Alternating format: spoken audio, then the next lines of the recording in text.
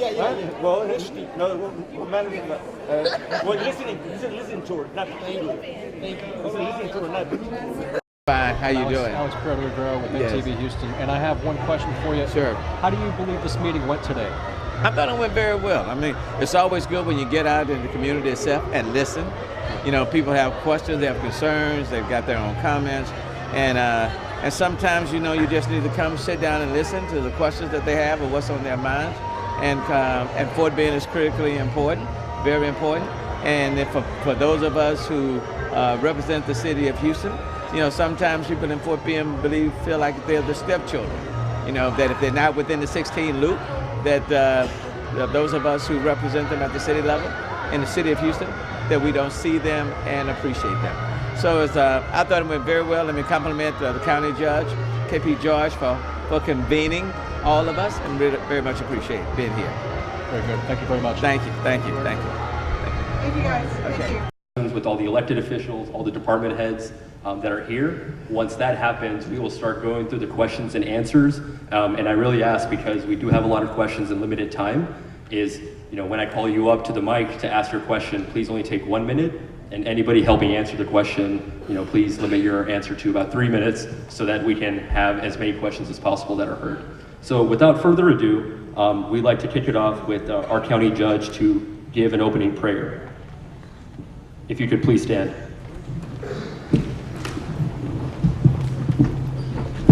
District Attorney Brian Middleton say a few opening remarks. Good afternoon, I'm Brian Middleton, Fort Bend County District Attorney. I have some employees here, if y'all will stand up. This is part of my staff. We're here.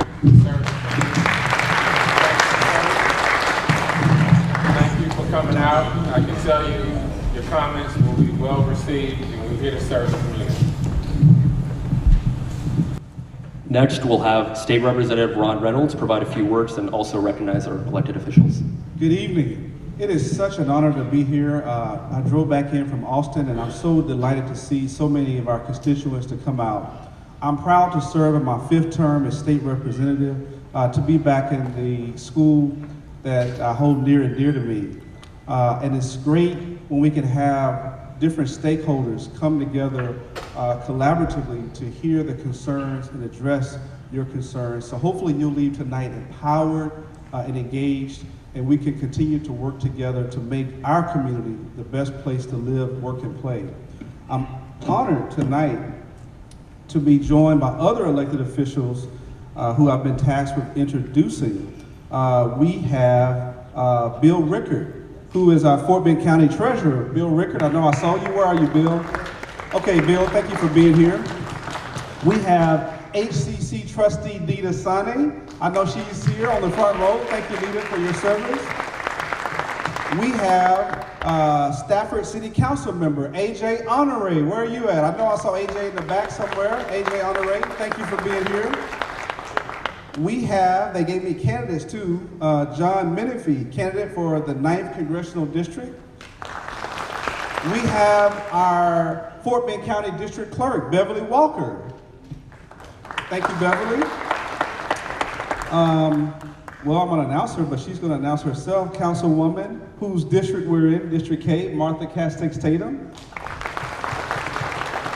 We have our new tax assessor collector, Carrie Surratt. I hope I'm pronouncing that name correctly. Carrie, thank you for being here. We have Karen Overton, who is the director of MUD 49. Karen, I know you're here somewhere. Thank you, Karen. We have Stacy Williams, judge of the 101st District Court in Dallas, Texas. Thank you for being here all the way from Dallas County. Thank you. We have, Robert Polnick, the judge of the 38th District Court. Robert, I know you judge, you're here. Hey, there you go. Hey, good to see you, Judge. We have Clarence Holliday representing our own Congressman Al Green from the 9th Congressional District. Doc Holliday, thank you for being here. And I know I saw the county judge for County Court Law number 3, Julie Matthew. Good to see you, Julie. And Did I miss anybody? Oh, Cynthia Ginyard, our Fort Bend County Chair of the Democratic Party. Thank you. Oh, of course, in the front row. His name's not on here, but I've been working with him all session. County Commissioner for Precinct 3, Andy Myers. Thank you, Commissioner Myers. Is there anyone else that I omitted? Please stand. Oh, Diana, I see you here representing Senator Boris Miles, who's in Austin, where I just left. Thank you for being here, Diana, representing Senator Miles. And thank all the precinct chairs. Would all the precinct chairs, would you stand? Thank you for being here as well. All the HOA presidents, any HOA presidents. I know we got Carl David Evans, the president of the Fort Bend Super Neighborhood 41. Thank you for being here, Carl. We have the new president of the Brazoria County NAACP, Eugene Howard. Thank you for being here.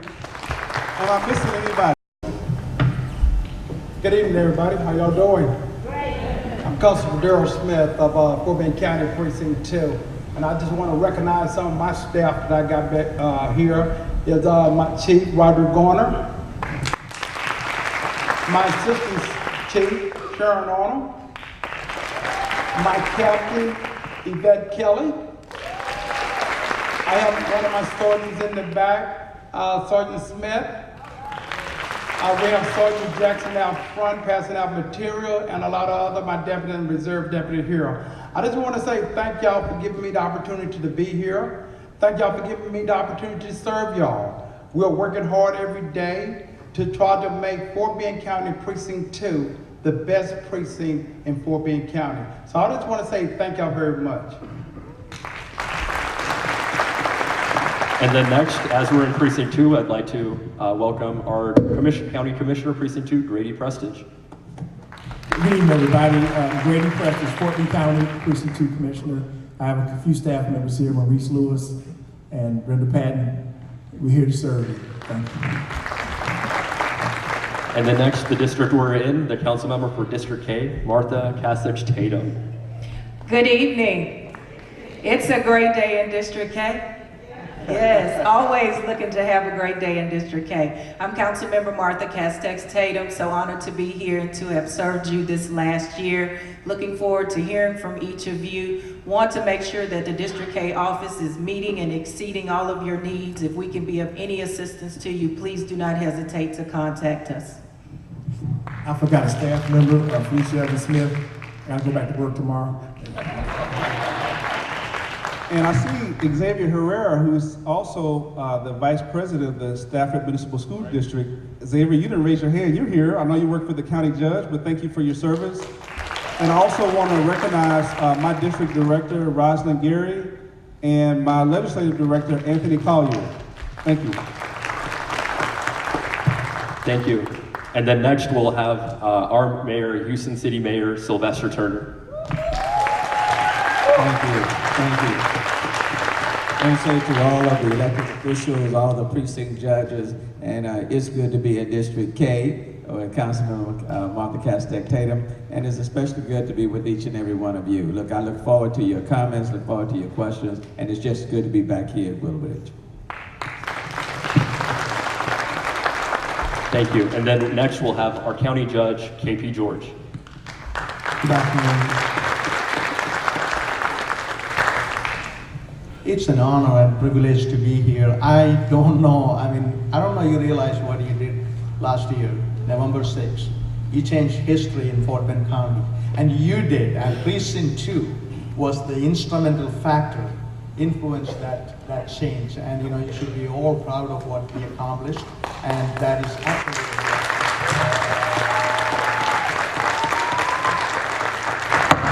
And once I came into office, one thing was, I just wanted to make sure hello? Hello? Oh? You're good. Hello?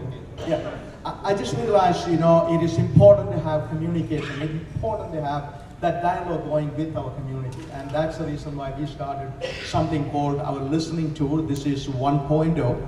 We are going to do our 2.0 soon. And so, looking forward to hear everything, what you wanted to talk and what you wanted to look your community like. And we are here to take your feedback, your suggestions, so that we could do whatever possibly we can do to make Precinct 2 a better place for our children and absolutely generations to come. That's the whole idea. And I just wanted to tell you, I just wanted to acknowledge some of my staff. They worked very hard to make this thing happen, and obviously my Chief of Staff, Teral Patel, and also Xavier, to begin with, Xavier Herrera, my Communication Director, and we have Francis Desmond, Donna, and I think they all are outside, right? Okay, they're serving. Oh, and also Hannah Quadri, Sochi, all these people worked so hard to make this happen. And we are going to come back again. We wanted to hear from you, and that's the whole idea. Tonight, let's have a dialogue. Let's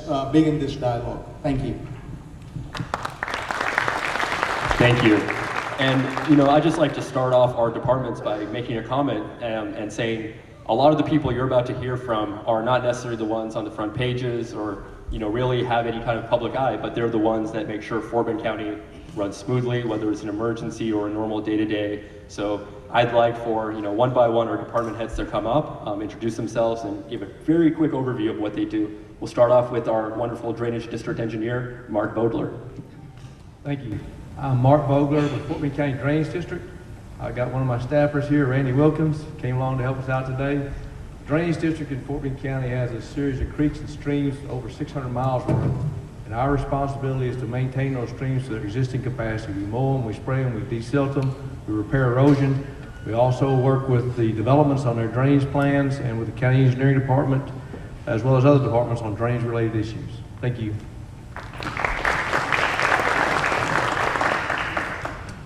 Good evening. My name is Rick Stengel. I'm the first assistant county engineer. For many of you, you're going to be inside cities, so you're going to have to pull your permits from City of Houston, City of Missouri City, things like that. But if you're outside the city, any kind of permitting, a lot of that would come through our office. We also provide assistance with a lot of the road constructions that you see. So we're finally making progress on Trammell Fresno. Hopefully soon, in the next couple of years, we're working with TxDOT to start widening FM 521. So we're trying to provide for your mobility and things like that. Any kind of safety issues outside of the cities, speed limits, stop signs, schools, those would come to our office as well. Thank you. Good evening. My name is Perry DeArmond. I'm the interim department head for public transportation. And I do have several of my staff members here with me this evening. I'd like you to know Kevin Thompson, our operations manager, Melanie Beeman, our coordinator, and Tennille Jones is in the back there. She's our community relations manager. And I have a quick question. How many of you knew we have public transportation in Fort Bend County? Not enough hands are coming up. We want to let you know a little bit more about our department and the services that we provide. In Fort Bend County, we have commuter routes that we run every day. We have something called demand response, in which you pick up the phone, you call us, after you register, of course. Staff is yelling at me. And you can get a ride with us. We can take you anywhere you want to go in the county. It's only $1 one way. So we hope you utilize this service. And then we also have a point deviation route in Richmond-Rosenberg area. We move over 700 people a day. And we're ready and willing to move even more of you. So if you have questions about our services and how you can utilize them, please call us. Please see any of my staff members or myself afterwards. Thank you.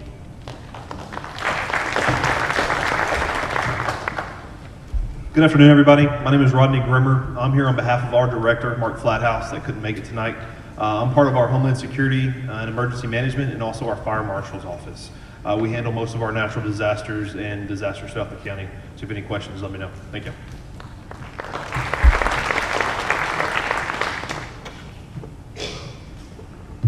My name's Scott Weatt. I'm with Fort Bend County Road and Bridge. We maintain right at 1,960 miles of roadway within the unincorporated county of the county. We mow, we maintain, we take care of all the signage, all the traffic signals, and the drainage and the road right-of-ways. If you need something, give us a call.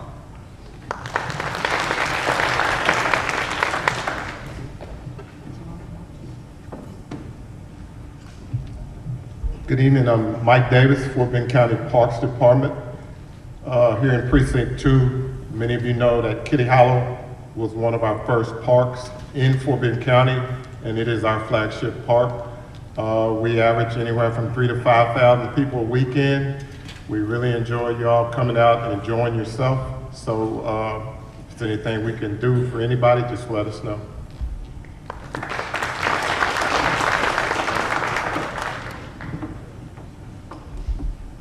Good evening. I'm Marilyn Kendall, and I'm the Director of the Community Development Department for Fort Bend County. And the Community Development Department administers several grants directly from the U.S. Department of Housing and Urban Development to improve the quality of life for low and moderate income people who live in Fort Bend County.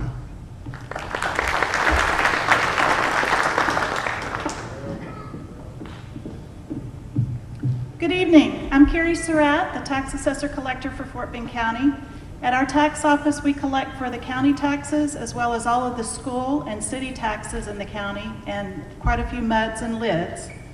Not only do we collect the taxes, but we also are able to set up payment plans if you're behind in your taxes, and we can also set up escrow plans for you to get started on the next year's taxes.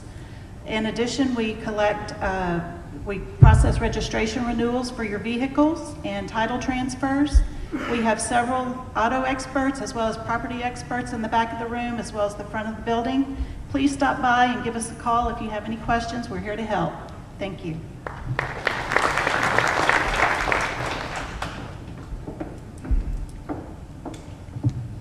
Good afternoon. My name is Roderick Rocky Glass.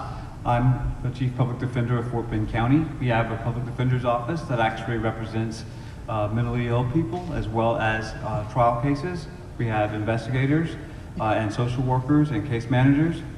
Several of them are out front. We offer lots of different services to Fort Bend County.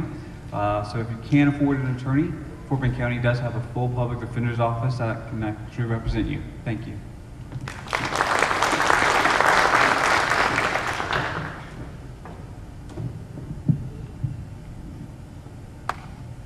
Kent Edwards. I'm Fort Bend County's Human Resources Director.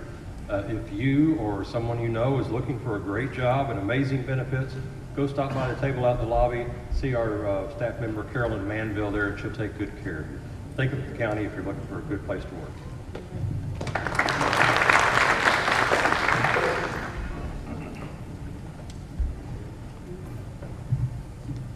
Good evening. My name is Dwight Marshall. I'm the Fort Bend County Veteran Service Officer. We assist veterans in accessing their VA benefits. Thank you for coming out tonight. We also have a bike on that side if it's easier.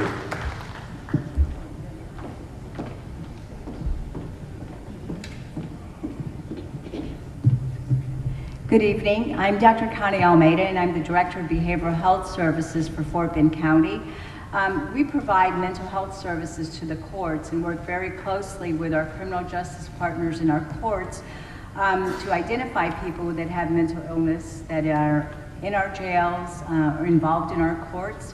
We provide a variety of diversions programs for adults with mental illness and children with mental illness. We also have a specialty court that works with very young children that are in the child welfare system, again, to help children and families reunify when possible. Thank you.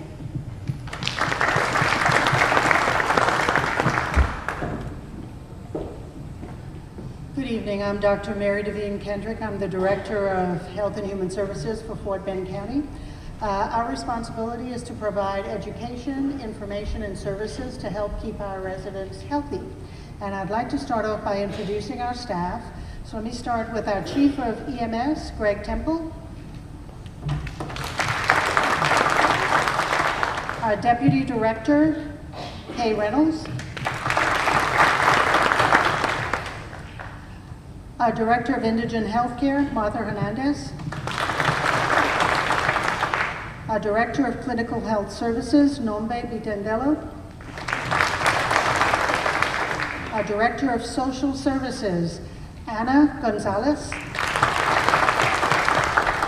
Our Director of Animal Services, Renee Vasquez. Our Director of Environmental Health, Troy Scalco. And And the row behind, our Director of Public Health Emergency Preparedness and Response, David Olingo.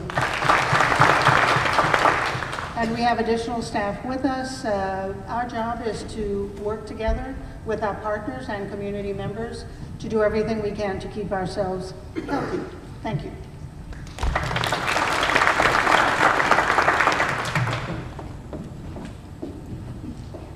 Good evening, everyone. My name is Judge Julie Matthew. I preside over County Court of Law number 3, and I am newly elected, so I do, as Judge George mentioned, thank you so much. We appreciate each one of you that showed up and voted in the last election cycle, and it's truly a privilege to stand in front of you to serve our community as a whole, to serve and to make sure that justice is fair and equal to every single citizen that lives in Fort Bend County. Thank you so much for having us.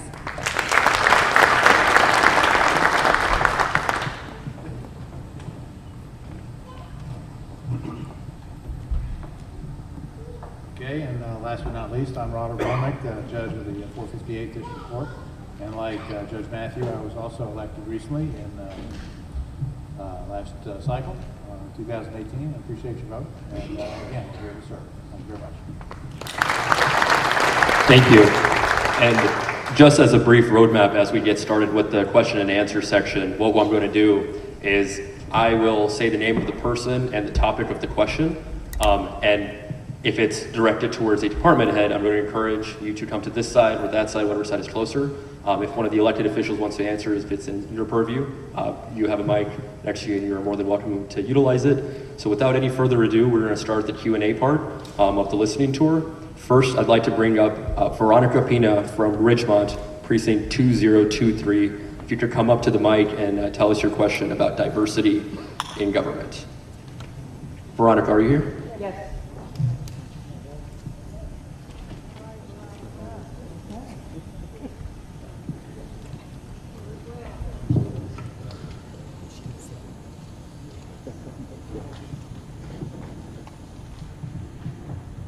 Okay, thank you very much.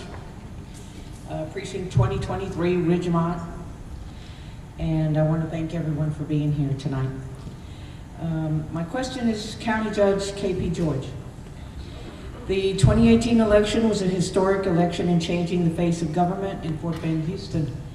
However, even though we say that Fort Bend County is the most diverse county in the state, the fact is that the majority of state agencies are mostly white and mostly male. What is your office doing to address the lack of diversity within county agencies? Good question, and I don't know where to start, and I tell you, you're absolutely right.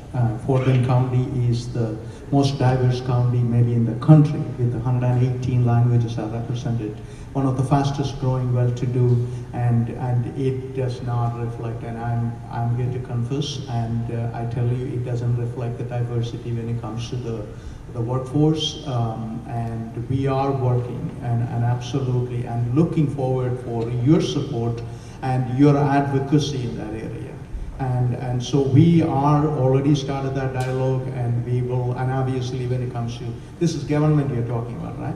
So it doesn't, it's in a corporation you could make changes like that, but it doesn't work. I'm learning hard way too. So I am committed, absolutely committed to make that as a top priority, and I want that diversity reflected among Fort Bend County workforce, and if you really look at wherever I have individually made that changes in my office, you come and visit us and you will see that diversity. So we will be advocating, we will be continue to work with, and obviously, and also I want you to know that I'm not the only one making that decision. We have a 5-member commissioners court, and we will work with each and every one of our commissioners and make sure that is absolutely, we are only 5 months, less than 5 months on the job. So give me a little more time, and we will, that's a priority item, yes. Thank you. Thank you. Next, I'd like to call up Ann Gardner from Mission Bend area about a questionable, about the animal shelter. Is Ann Gardner here?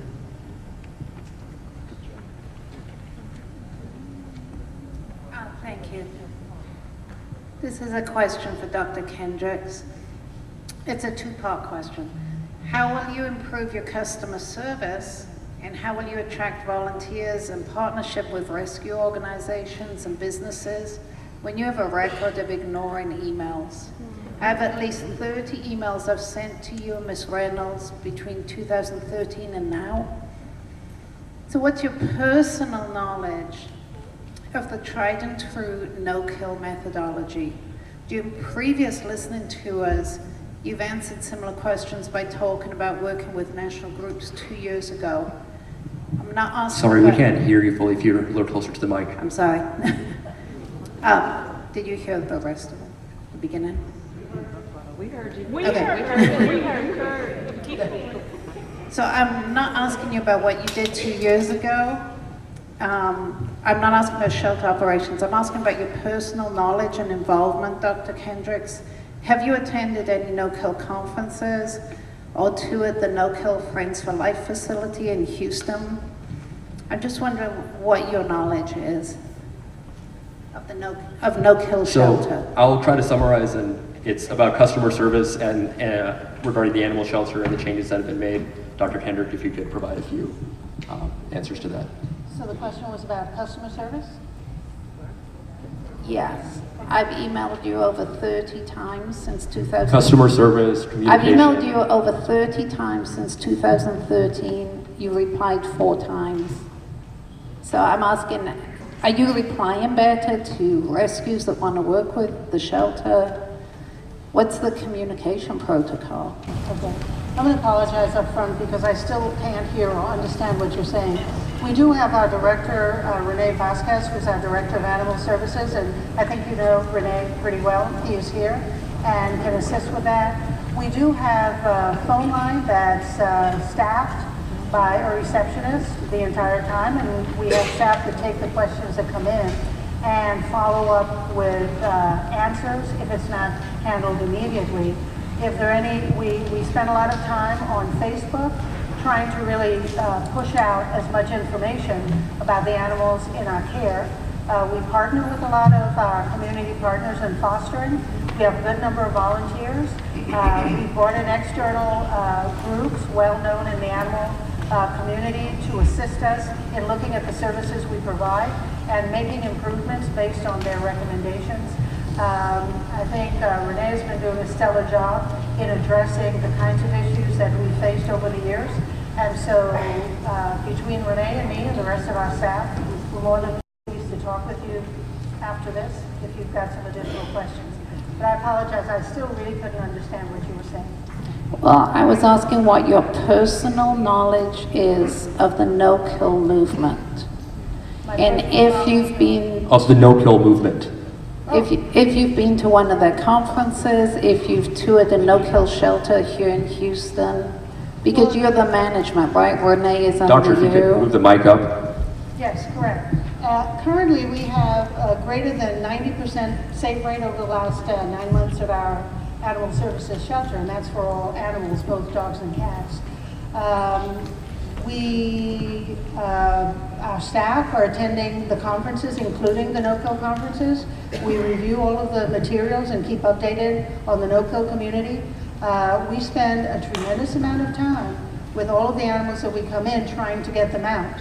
And so, again, we've got a greater than 90% safe rate, and that is continually moving in the direction of higher safe rates every month. Thank you.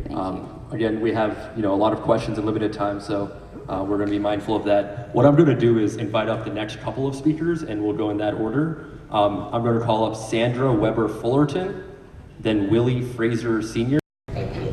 And then next, if you could have 1 minute for your question. Good evening. Good evening. My name is Willie Fraser Sr. I'm a resident of Quail Run, and my question is directed to Commissioner Brady Prestige. Can you hear me? Yes. Commissioner Prestige, how are you working with the county judges and Fort Bend Economic Development Council and the city of Houston to ensure that Fort Bend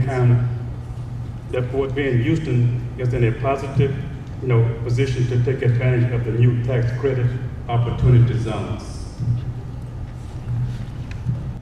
I looked at those opportunity zones, and I'm not exactly sure who drew them. Because if you look at the areas in Fort Bend County, on the east side of the county, that are opportunity zones, they're drawn in existing neighborhoods. I'll give you a good example. Look at the opportunity zone. I don't have the map in front of me, but I'm sort of familiar with it. It drew in Chasewood and Southwest Crossing as an opportunity zone. And aside from the property that's on the east side of I've been following Commissioner's Court online and noticed that with regards to support for the constable's office, there has not necessarily been, well, I can't say support, it's not being addressed. There were some issues that were on the agenda. Fort Bend County Constable Precinct 2's office, of the 4 agencies, it has the smallest population, smallest service area, but it has the second largest budget. And the budget was approved and for October 1st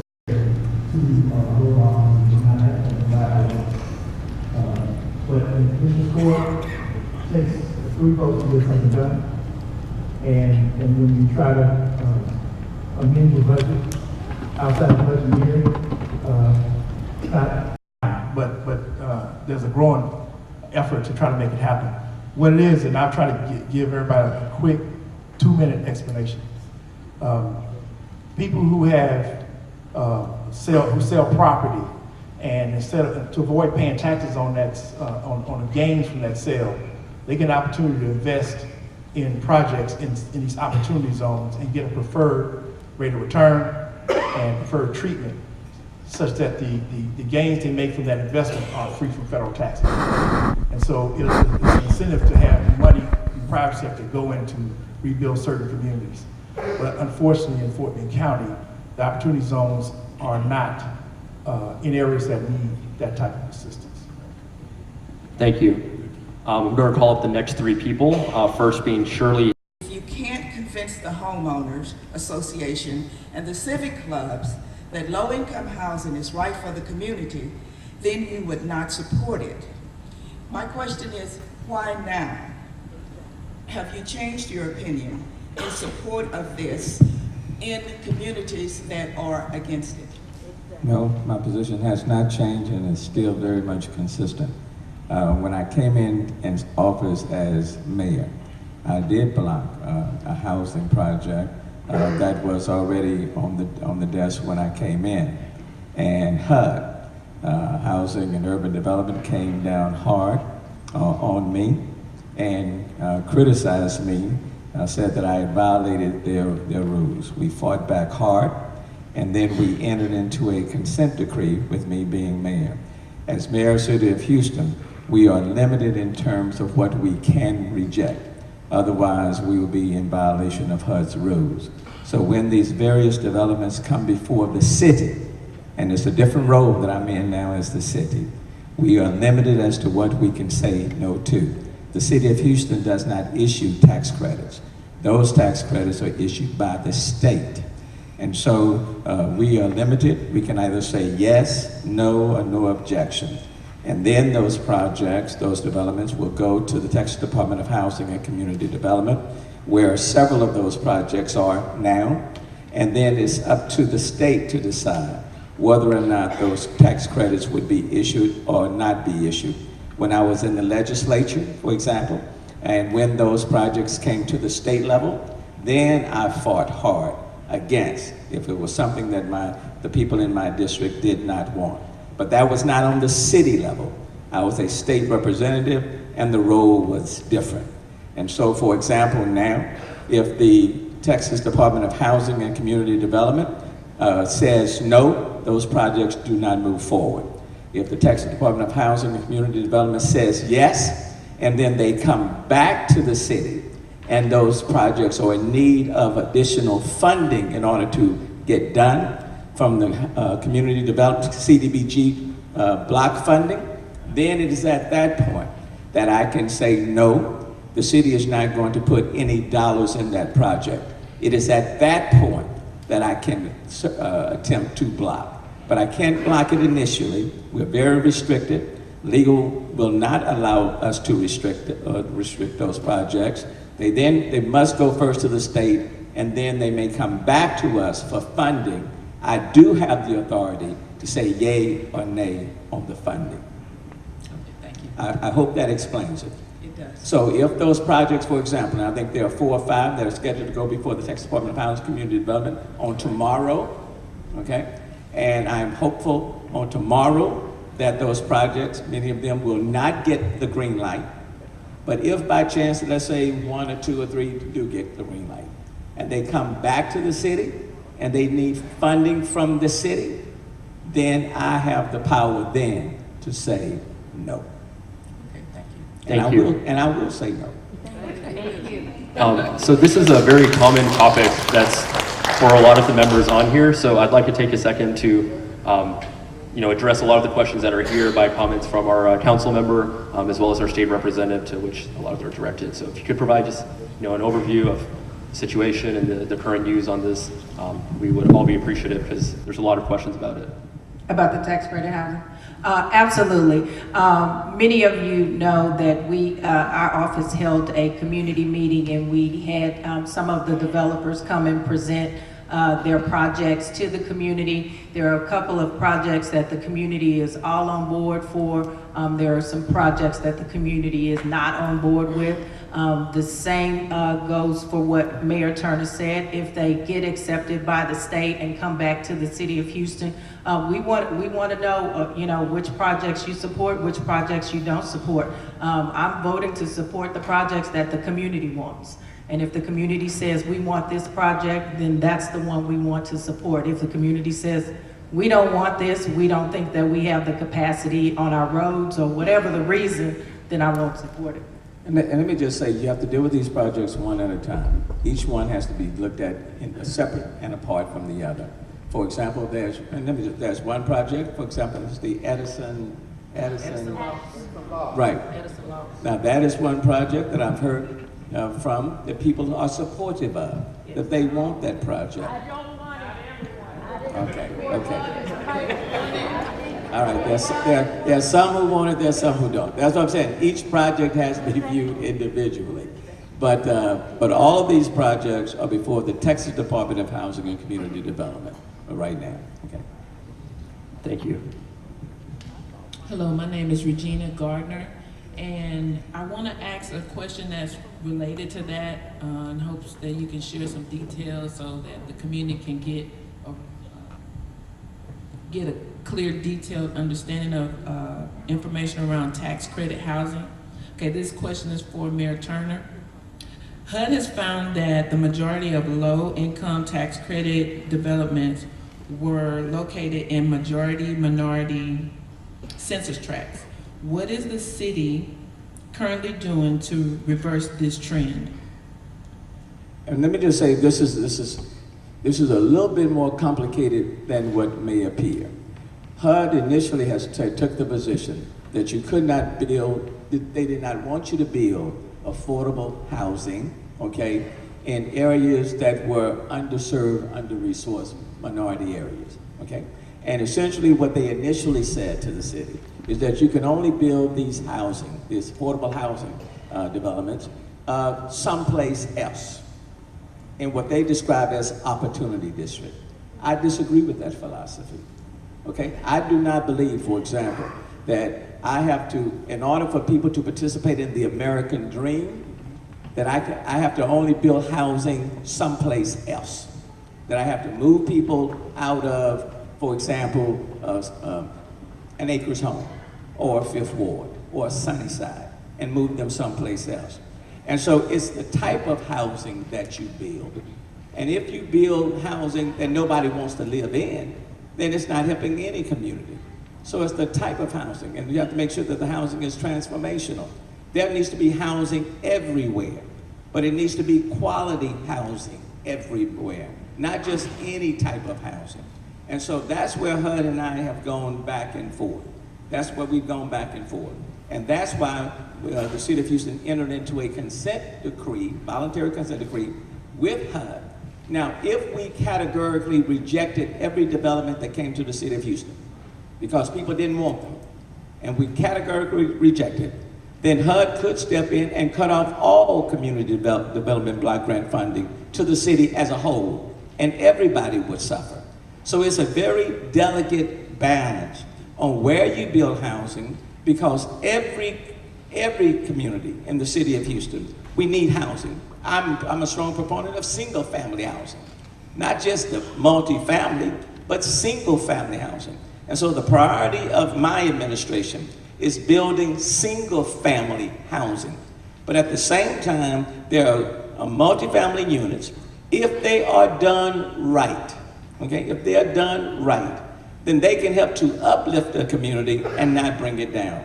But you have to deal with each one of these developments on a case-by-case basis. Thank you. I hope that answered your question. And before we go to the next question, I just wanted to make a comment saying a lot of these listening tours have been very educational for me, the public, elected officials, in terms of just understanding the different roles of county, city, and other governmental entities that exist. One of the questions I got that I think would be really important to discuss is, it's a very simple question from an anonymous concerned citizen, and it just asked, what does a DA do? So, Mr. Middleton, if you could explain what a DA does, I guess what you do, and some of the things you've been working on, I think that would be a very educational comment to give. Thank you, Mr. Patel. Yes, the District Attorney's Office is responsible for prosecuting crimes committed within our jurisdiction. That goes from Class C misdemeanors, which are punishable by fine only, up to capital murder, which is punishable by death. So we have a broad range of cases that we prosecute. We have the final say-so in all criminal cases. Police officers investigate cases, they file them with our office, and then we make the decision whether or not to prosecute them, present them to a grand jury, and proceed to trial.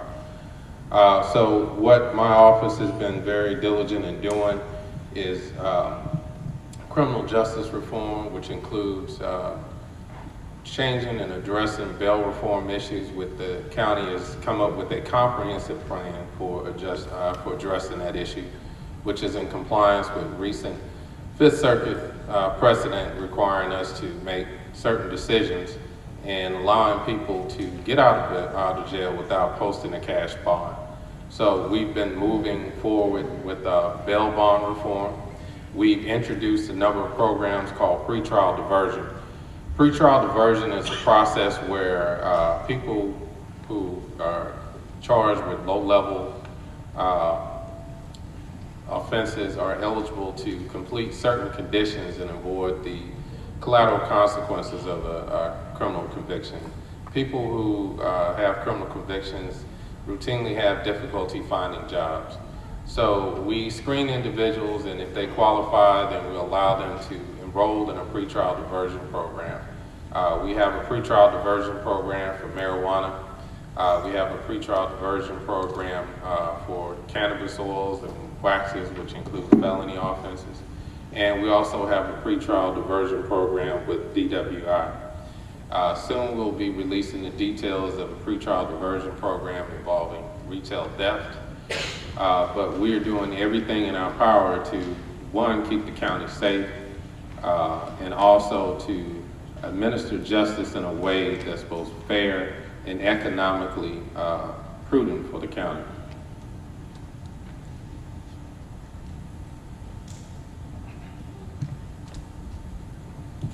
So I'm going to call up next is Ms. Karen Overton, Ms. Felicia Jackson, and Willie Rainwater up to the mic. Ma'am, would you give your question? Good afternoon. My name is Karen Overton, and I'm talking to whoever would address this. I'm reading out of Impact right now, and it says that the Houston-Galveston Area Council, in its 2045 Regional Transportation Plan, is calling for $340 million in federal funding for 22 proposed projects to improve transportation in Fort Bend County over the next 25 years. My concern is the amount of traffic that is being built on Highway 6. On a Saturday morning, Highway 6 becomes looking like Highway 59 or 69. My question to whoever would address this, with the expansion of retail establishments in the Highway 6 and Sienna Plantation area, are there plans to add additional turning lanes that would prevent their customers from driving into neighborhoods, i.e. Oyster Creek Place? Not to try to divert your question, State Highway 6 is a TxDOT road. Therefore, we don't control what happens on that road. I have not heard any kinds of plans for that or expansion of Highway 6 at this time. I don't believe that was in the, well, it may be in the 2045 plan, but it is not in a funded type program. Right now, they're looking more at 521 and making expansions to that. TxDOT traditionally hasn't done a whole lot of access management, which is what you're talking about, but those are conversations that we can have with them in coordination with Missouri City to try to get more community type involvement. When they do any kind of expansion, they will go through a public hearing process, and that's when those types of concerns can be raised. Thank you. I'll just add that I've worked with TxDOT in Fort Bend County. I know with Commissioner Prestidge and former Commissioner Patterson to bring state and county resources to help facilitate some projects, as well as with the city of Missouri City. And Karen, I definitely will have some more conversations with TxDOT related to the concerns that you addressed today. Another one of these educational questions I got before we get to another speaker is explaining law enforcement in Fort Bend County. The question is directed to the constable. If constable, you could explain what is the difference between a constable's office, a sheriff, Missouri City PD, and just kind of give an overview of who do you call when you're in trouble. Okay, great. Let's first start with the constable department. The constable department have definitely changed over the years. We handle not only civil, but we have civil power and we have criminal power. So we do both. We serve papers, we do mental health, we do eviction, writ, and also we do criminal law. Traffic stops, burglars investigation, any type of investigation that we need that is criminal, we deal with. Okay. When you deal with a regular municipality police officer, like I just came from Missouri City, you got the city of Houston, they deal with criminal law only. So if you have anything criminal, the municipality police department handle that. When you deal with the sheriff department, which is a county, they deal with both also as the constable department, but they mainly handle criminal situations. Thank you, Constable. And I know Rick has some comments about. I just want to tell everybody about 911 and cell phones. If you're on a border and you call 911 from your cell phone, it can cause some problems in communication. I live in Fort Bend County, just outside of Harris County. If I call 911 on my cell phone, it can hit off of a cell tower in Harris County and it goes to Houston 911. So if you're on a cell phone, make sure you identify to the dispatch where you are and which police department or fire you're trying to contact. If you're on a border area, say between Houston, Missouri City, or Fort Bend County, Harris County, that can make a lot of difference in response times. Thank you. Next, ma'am, we'll have your question. So my question is in reference to health. I'm Felicia Jackson.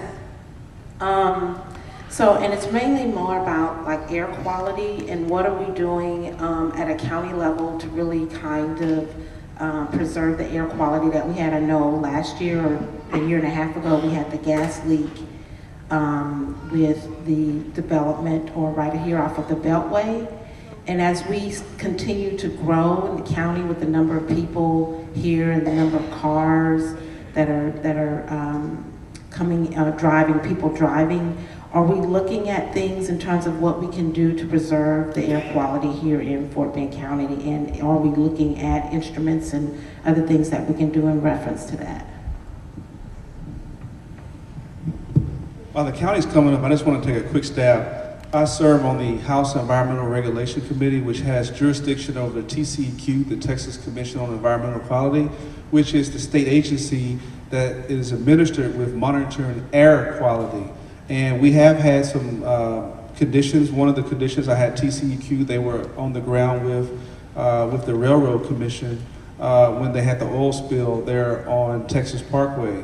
And that is something that we continue to, as a state, to provide sufficient resources. So TCEQ has the proper monitoring equipment for air quality and checking it. And we, I know Senator Miles and I work very diligently to make sure that TCEQ keep a close presence here, as well as right there at Shadow Creek Ranch, where the Blue Ridge landfill is, where they had a lot of air odors. We've had numerous public hearings to make sure that TCEQ is holding those industry accountable that emits the pollutants in the air, and we're going to continue to do that. So it's mostly a function of state government, but we do coordinate. They do coordinate with the City of Houston and Fort Bend County as well, but primarily TCEQ has that oversight. If I can address your question as well, I'm Perry Diarman with Public Transportation. One of the functions that we have is getting people out of their cars and into transit, which helps with emissions. Currently, the Houston-Galveston area is only in non-compliance for something called NOx. This is nitrous oxide, and what happens in our region, unfortunately, is we just have that perfect area where when the heat builds up during the day and it cooks it out over the Gulf, and then the winds bring it back in over us, and we're out of compliance. We have so many more people on the road today than we did. Fort Bend County, when I started out here, we had less than 300,000 people. We now have almost 800,000 people, and everyone wants to get in their car and go somewhere. But part of what my job is at Public Transportation is to provide you with alternatives to get you out of your car and onto one of our buses or our vans and move you around the county and or in and out of Harris County in a much more efficient and environmentally friendly way. So that is a big piece of what we do, but there is one thing you have to remember when it comes to air quality. We are treated as a region, and I know that the mayor can tell you much more about that. And we are all working together very closely. We're very happy that we are only in non-compliance in one area. There's actually 5 other areas where we could be out, but we're not. So there has been progress made, and through the Houston-Galveston Area Council, we continue to work through that problem. All of our transportation requirements have to be in compliance and found in compliance every year. And actually, they are working through that right now. There's a Transportation Policy Council meeting actually this Friday. So if you're interested in any of that, please join us there. And if I can be of any assistance afterwards, please let me know. And the air does not stop at the boundary. So it doesn't say Fort Bend and stop and turn around and go back, or Houston, Harris County, stop and stay within. And so we, for the first time, we're putting together what we call a climate action plan, where we put in a lot of stakeholders in order to address our air situation. I will agree. The goal is to lower the number of NOx that are out there. Since 2007, we've reduced the number of NOx by 35%, but we need to do a lot more. We're looking at a green infrastructure. We're using more renewables now. So for example, for the city of Houston, we are now 80% wind and 12% solar, and we're pushing that even more. Transit is critically important. In Houston, for example, in the 90s, it was all about roadway capacity. And so we built 610, we built the Beltway, we built the Grand Parkway, and people kept coming on the roads. Now we have to change the paradigm, and we got to get people out their cars, out their trucks, and transit has to be utilized even more, okay? And so it's not just good for traffic, but it's good for the environment and for our air.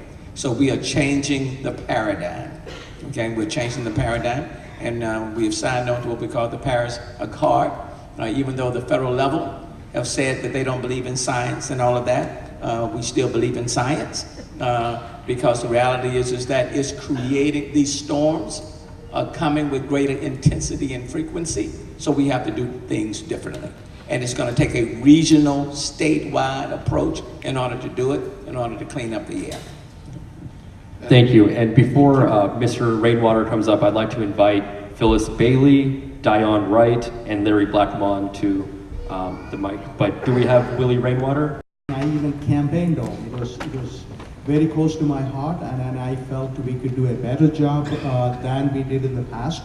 And we did obviously make numerous changes to that office. First thing, when we came into office, and we appointed our fire marshal as our OEM coordinator, and asked him to come up with a report to see how we can improve the Office of Emergency Management based on his recommendation, and also numerous feedback from the people who are educated in that area. So we finally combined the Office of Emergency Management with Fire Marshal's office.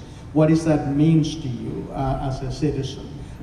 One thing is this: both parties have to respond to any kind of emergencies, one thing. Second, we eliminated one bureaucracy, then under one leadership now, and I tell you, last 2 weeks ago when we had that weather situation, I see that it is working seamlessly. It is wonderfully worked out very well. And not only that, as a tax-paying citizen, I tell you, with that combination, eliminating a lot of duplication and things of that nature, we are saving around $250,000 a year for the taxpayers by doing that change. And so, being said that, how we are preparing, and obviously during last weather event, we were intentional bringing out information to our citizens, and we are hearing a lot of good feedback, and we will continue to improve, and we will go back and change maybe a handful of things to make even it is better. And also my goal, of course, the Office of Emergency Management and Homeland Security, our goal is to create a blueprint before the hurricane season, which is right here, and creating a blueprint where the citizens living in certain areas should know where they could go just in case if they have to evacuate, and what kind of help available, what kind of resources available. And so we are doing a number of things different, than we maybe did in the past to make our citizens' life better and better communication. And being said that, sir, I will pass it on to you to get into a little more details. Thank you. Thank you, Judge. So part of the question is a large change that we've had at the beginning of the year. We got in a new EMC that's turning the office around. We've also brought in new staffing to where we are fully staffed. I'm one of the new staff members of the office. I started last month to fill some vacancies that we did have in the office. One thing that we're doing is we're ramping up our Emergency Operations Center in Fort Bend County. So we are 24/7. If an incident does happen, our guys get called, we all come to the office and we all start working. It's not just our department, it's all county departments. I'm pretty sure almost everybody behind me almost has a staff member that mans our operations center for us, including the sheriff, EMS, a whole conglomerate of Fort Bend County departments that show up for those.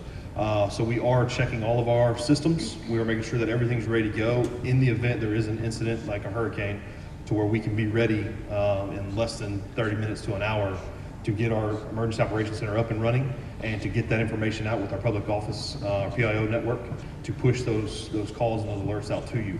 One thing that I will tell everybody here, if you have not stopped by our table out front, we do have a new alert system through Everbridge, and it's a little pamphlet on our table. It's called FBC Alerts.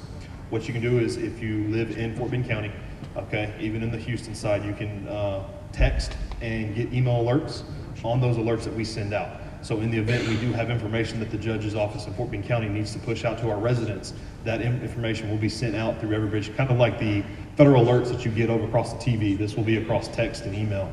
If you sign up for those alerts, we do have our pamphlets on the table, so please feel free to grab one of those, and it will help us get that word out to our citizens and constituents of the county. And if you have 30 seconds and a smartphone on you, you can literally text 888-777 with FBC Alert, and you will get a link to start signing up for the notification system. Absolutely. I hope that answers the question. Thank you. Let me just add to that. On May 28th, that Tuesday at 7 p.m., our monthly PIP meetings that I've been encouraging all of the District K residents to attend, we will be hosting Harris County Office of Homeland Security and Emergency Management. We'll be talking about emergency preparedness with Brett Shyok.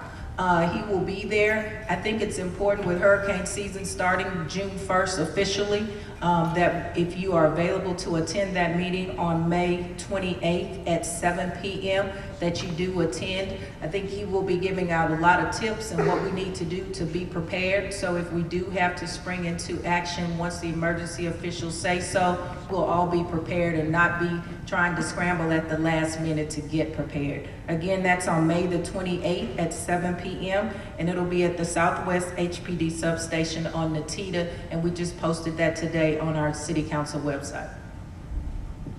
Thank you. Please go ahead, Ben. Good evening. My name is Phyllis Bailey, and I live in Chasewood subdivision. And this question is for Councilmember Castex Tatum and Commissioner Prestige. Whose responsibility is it to let the community know when buildings are going to be taking place? Because Chasewood is now surrounded by warehouses, and there's a lot of 18-wheelers going up and down those roads, and the roads are really getting holy now. So who should we depend on to keep us apprised of things like that? So typically, if we get information that there is going to be some construction or building in the neighborhood, we will let the residents know. But if it's private property, it's private property, and the owner can build what they want to build. What typically happens is we have residents that call us and say, I saw some trucks moving dirt. Can you tell us what's going on there? And we'll call permitting and see if they can give us some insight on what's going in on that property. The last couple of times we've kind of set up some meetings with some of the builders or people that were planning to build stuff in the community, just so we can have a meeting to talk about what are your plans. The community members want to know what you're building. Most people are pretty amicable about that, but some people say it's my private property, I can build what I want to. So if there's a location where something is going up and you want to know about it, call our office. We'll be happy to call permitting and see if we can find out as much information about it and let you know. And anything else you want to add to that? Well, I want to echo what she's saying. I'm a busybody too. I want to know what's going on. And so I don't care if it's in Houston, in Missouri City, in Stafford, or Arcola. If it's in Fort Bend County, I want to know what's going on. Now, there's some things that we're involved with on the front end. And you mentioned Chasewood, and I lived in Chasewood for about 8 years, till they ran me out. And but the old Willowridge golf course was a dying business, and 190 acres or so, and they finally gave up and sold it to Trammell Crow for a business park. We were involved, we being the county is involved in that, in cooperation with Missouri City, because that's in the city limits of Missouri City. Farther is like the dividing line. And it was very important for them to diversify their tax base. They were a bedroom community and they were suffering, and they needed more businesses. So it was a big deal for them to get those businesses to locate there, and we participated in tax abatements on a lot of those properties and a lot of things to help them get utilities and drainage and whatnot so that development could take place. And it produces jobs. That's a big scale deal. Small deals, you usually don't hear about until they're going up too. So if you see something and you want to know what's going on, call me and I'll find out. I'll find out.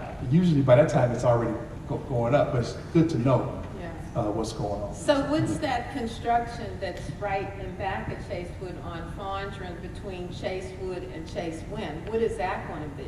Well, it looks like a office warehouse, a tilt wall building. I mean, right now I've seen the slabs there, and with a tilt wall building, that's what it is. They pour the walls on the pavement, and the next thing you know, they tilt it up like this, and you got a it's like a house of cards. It goes up real fast. So, and it's in Houston. We're just concerned that, we've never flooded, and with that going right there at our back door, we just hope that, the community doesn't cause flooding. Yes, I agree.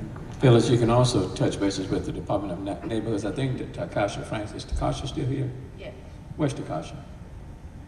Oh. Takasha, stand up. Takasha is the director of Department of Neighborhoods. Okay. So if you want any additional information, you can just get with Takasha and she can check it out for you. Okay. Okay? Thank you. Sure. Thank you. And as we are getting to our closing time, a lot of what the counties can do and cities can do gets the governance or the rules passed down from the state legislature. So I'd like Representative Reynolds, as we near the end of this event and also the legislative session, to provide a brief recap before Judge George closes it. Sure. So for the edification of everyone, the legislature is currently in the 86th legislative session. We meet for 140 days every 2 years, and we have about 4 days left. We end on Monday, Memorial Day. So this legislative session, the governor made a priority.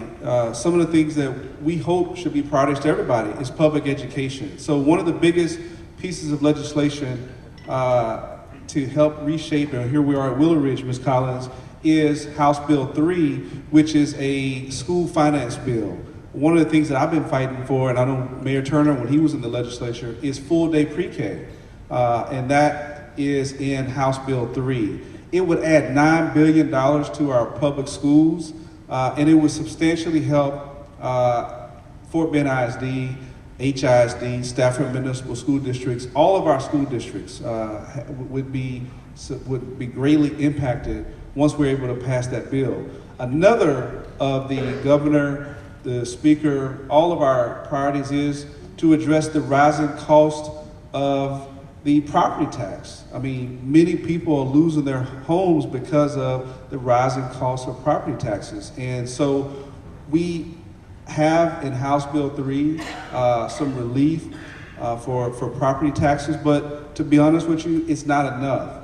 And I know it's something that you probably don't want to hear, but we're going to have to continue to work to find more revenue so that we can give homeowners more relief. Because one of the things that I see us doing at the state level, and I know Mayor Turner can attest to this, and County Judge George and the Commissioner, is unfunded mandates. We're basically putting more unfunded mandates on the cities and the counties and shirking our responsibility from the state.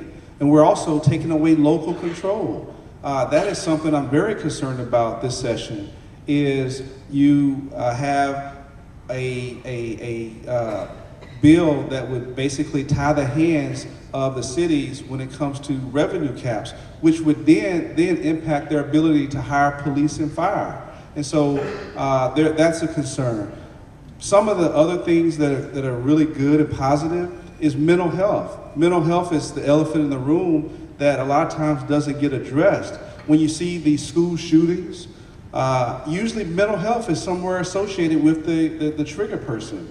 When you see the rising number of suicides with teens and veterans, usually mental health is somewhere in the equation. So we today on the House floor passed a transformational mental health bill that's going to add substantial research from our public institutions and billions of dollars for mental health. And so there are a lot of things that we are doing this session. But there's some things that we're not doing. I just want to say no meaningful criminal justice reforms, and I think that is unfortunate. Bail reform, I know our DA has been working with that, and we were able to pass legislation to get a magistrate. I was able to get that, and that's going to help the DA with some of the bail reforms that he's trying to do. We also, I want to thank County Judge George and Commissioner Prestige and others who have helped us with the Sugarland 95. Today, we passed in the Senate another piece of legislation which will allow the county, yes, that deserves a round of applause for the leadership, to allow the county to maintain a perpetual care cemetery to give dignity to those 95 people who were, many of the benefits that we have today, was because of their labor. And it was really modern day slavery. It was a shameful part of Texas history, but I want to thank Fort Bend County for stepping up to the plate to work an agreement and on us tentative with Fort Bend ISD to do something very significant. But we passed the legislation that would allow Fort Bend County to be able to do that. And so I don't want to take too much time on, we're going to be able to give a newsletter coming out Monday that's going to address many of the bills that were passed, many of the bills that still are, on the bubble, that by Monday we'll know if they pass or not, because those bills would then go into effect September the 1st. And so we're working very diligently to make sure that we do everything we can to make the state of Texas the best place to live, work, and play, specifically when it comes to public education, when it comes to jobs, when it comes to access to affordable health care. I will say this, that Texas unfortunately continues to lead the nation in the number of uninsured. We have to change that. And many of those are children and seniors. And so that's why elections matter. Elections have consequences. We're one of 14 states that don't have Medicaid expansion. We're losing billions of dollars. I know that the county judge made that one of the legislative priorities for the county. And unfortunately, the state of Texas, even though I filed legislation to allow you, the citizens, to decide if we want to have Medicaid expansion, we didn't do that. So we're losing billions of dollars. So we're going to continue to work with our leadership. And I just want to say as I close, I'm very grateful for the great leadership that we have with Mayor Turner and the judge and the DA and all the people up here, Martha Cassix Tatum. Everybody up here is working collaboratively, cohesively to make sure that we address your concerns. So thank you for being here, all the stakeholders, everybody here tonight. Thank you for coming out, and thank you for allowing me to share those words. Thank you. Yeah, thank you. Before I close, Commissioner, you wanted to make a statement, please. Yes, Your Honor, thank you. I look around this room and I probably can call maybe 9 out of 10 of you by name. I've been around for 29 years as your county commissioner, and I'm so humble. And I want to do the best for you that I can possibly do. When Judge George wanted to do the listening tour, you notice that we were last because I had my mouth poked out. I said, well, I listened to my folk, and I was kind of avoiding it, but that was probably one of the best things that could have happened. I'm glad you're here, and I hope that we can continue to get together in some shape, form, or fashion to make our community better.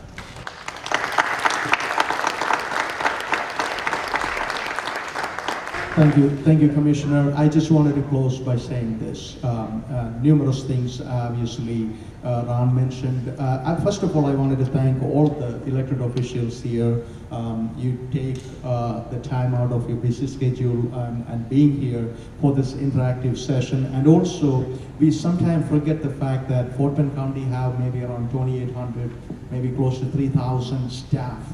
They work behind the scene to make our county a better place for our citizens. Those people, sometimes we don't think about it, and that's one of the reasons why. And we brought our all department heads and coordinators, so you could put a face onto these people's, when you think about who is that person. So we just want you to interact with them, communicate with them, and I just wanted to thank each and every one of you sitting behind me for taking their time to come here and communicate with you. And absolutely, as I mentioned before, my staff and also commissioners' staff, numerous people worked hard to put this thing together. And so we will, like I said, it is our 1.0, and we are going to start our 2.0 in the next second half of the year. And we wanted to continue to make this as a practice where we wanted to interact with you. But we like to hear from you, and come and visit with us. Fort Bend County Courthouse, you own it. It is yours. And I'm there now. Somebody else was there yesterday. Maybe one day somebody else is going to be there, but it always belongs to you. And so I just want you to come and visit us, say hello to us, communicate with us, even though we don't like to hear what you have to say. Absolutely. And because that's how you make a difference. And let's have that communication. That's the whole idea behind this. And once again, I really wanted to appreciate for you all being here. And like I said, and Representative Ron mentioned election matters, and I hope you participate, continue to participate, elect people who represent your values and the way you wanted to run the county or the city or whatever that might be. So once again, and also I wanted to extend a special thanks to Mayor, and he drove all the way here from, and obviously, as you all know, he's one of the busiest person maybe in the Houston area. Thank you for being here. And obviously,